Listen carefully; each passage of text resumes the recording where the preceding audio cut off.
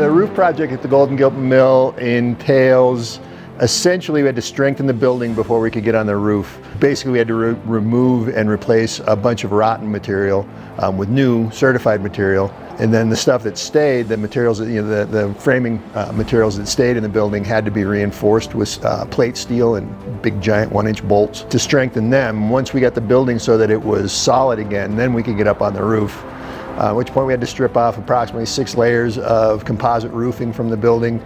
When that's done, we'll remove all the planks that are on the roof, remove all the nails from the planks so that we can reuse them. Sister in all the rafters that are on the roof now, which means adding a new rafter to the side of the old rafter for strength.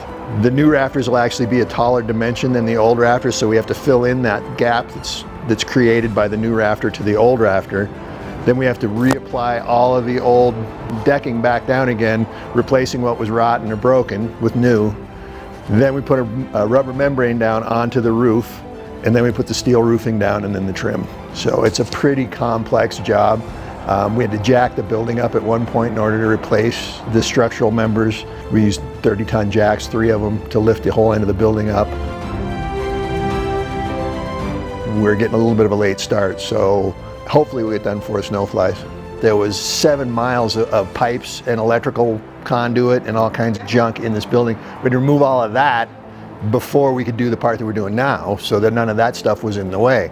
So we ended up with one of those big dumpsters completely full of metal out of this building, and then 2 dumpsters full of just junk that came out. And I think we're on like our 7th dumpster at this point of material that we've taken out of this building. A lot of it gets recycled, which is good, but it's just 100-year-old junk. A lot more than what you'd think goes into it to get to that point.